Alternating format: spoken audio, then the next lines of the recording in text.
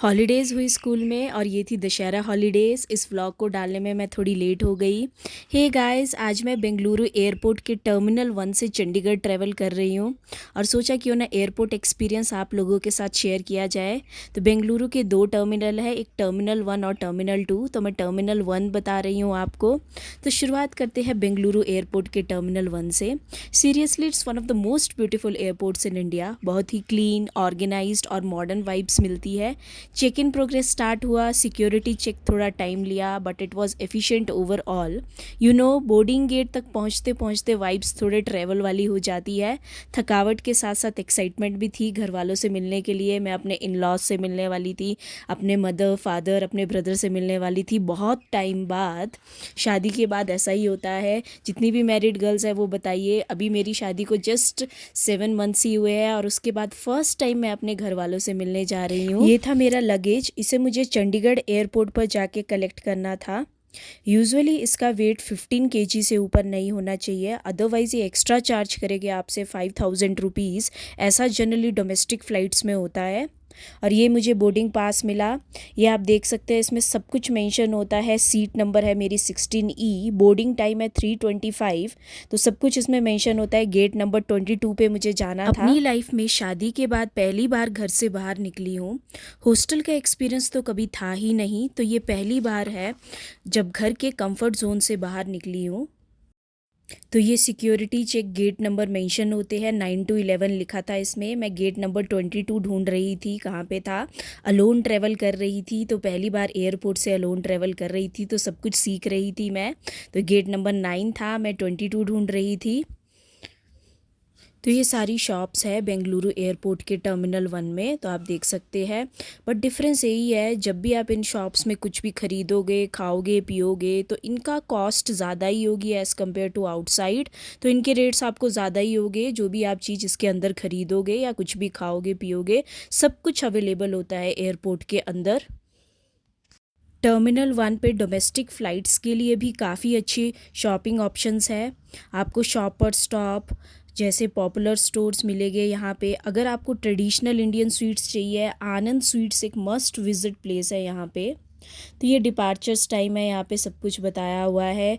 ये languages change होती रहती है। साउथ साइड ज़्यादातर कन्नड़ा लैंग्वेज चलती है और इंग्लिश आपको आनी चाहिए साउथ साइड। तो मैं गेट नंबर 22 ढूंढ रही थी और मैं गलत गेट नंबर की तरफ आ गई थी, 35 36। फाइनली मुझे नीचे की तरफ जाना था। I asked one of the aunties, I found my gate number 22। यहीं से चंडीगढ़ के लिए फ़्लाइट जानी थी। और यहाँ पे सेंसर लगे होते हैं। जैसे आप सेंसर के पास खड़े होते हो तो पानी चलना शुरू हो जाता है। वाटर यहाँ का काफ़ी क्लीन होता है। और बेंगलुरु के जो rest rooms across the terminals are well stocked with soap, tissue and even hand sanitisers. तो क्लीनिनेस काफ़ी अच्छी है बेंगलुरु एयरपोर्ट के वॉशरूम्स में। मैं इसलिए कह रही थी कि अगर नॉर्थ साइड के लोग साउथ साइड में रहने के लिए आते हैं तो इंग्लिश आना वहाँ पे ज़रूरी है, क्योंकि मैक्सिमम वहाँ के साउथ साइड के लोगों को हिंदी नहीं आती है, उन्हें कन्नड़ा लैंग्वेज ही आती है। तो वहाँ के लोगों से बात करने के लिए आपको इंग्लिश आना ज़रूरी है, क्योंकि साउथ साइड के लोग मैक्सिमम या तो कन्नड़ा बोलते हैं या तो वो इंग्लिश लैंग्वेज बोलते हैं। तो आपको इंग्लिश आना ज़रूरी है अगर आपको कन्नड़ा नहीं आती है और आप साउथ साइड में रहने के लिए आ रहे हो। 3:25 पे एग्जैक्टली बोर्डिंग स्टार्ट हुई, तो हमें सबसे पहले बस में बिठाया गया। इसी के थ्रू हम अपने एरोप्लेन की तरफ पहुंचने वाले थे। तो ये बसेस में हम बोर्ड कर रहे हैं। और ये एरोप्लेन था जो चंडीगढ़ जाने वाला था बेंगलुरु से। तो बहुत लोग यहाँ पे फ़ोटोज़ खिंचवाने लगे थे। तो ये था इंडिगो एरोप्लेन।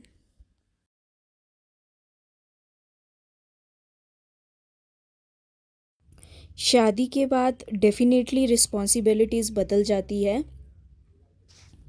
सिर्फ रिश्ता ही नहीं बदलता, रिस्पॉन्सिबिलिटीज़ भी बढ़ जाती है। पहले सिर्फ खुद के बारे में सोचते थे, क्या खाना है, क्या पीना है, कब सोना है, लेकिन सब डिसीजंस अपने कंफर्ट के अकॉर्डिंग होते थे। लेकिन शादी के बाद you start thinking as a team. Now it's not just me, it's we.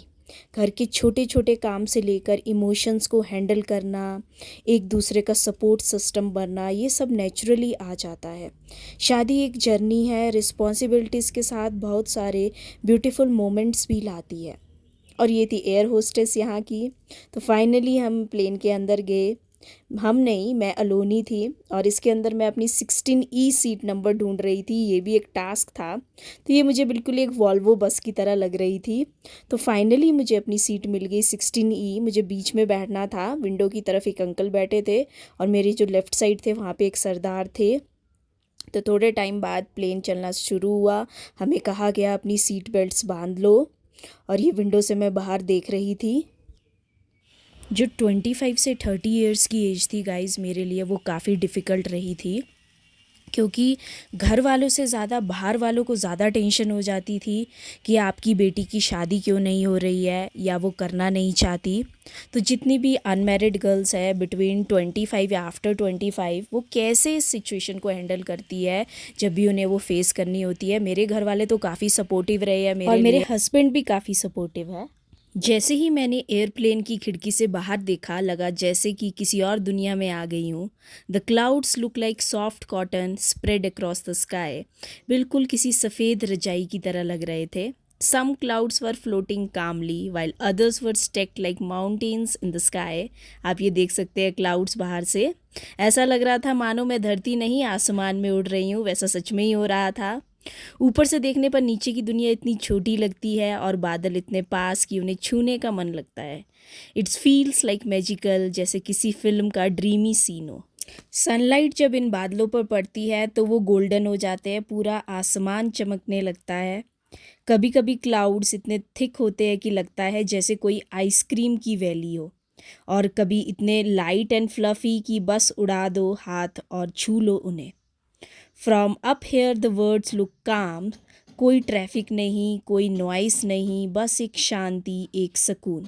ये एक्सपीरियंस हर बार नया लगता है, चाहे आप पहली बार उड़ रहे हो या 100वीं बार।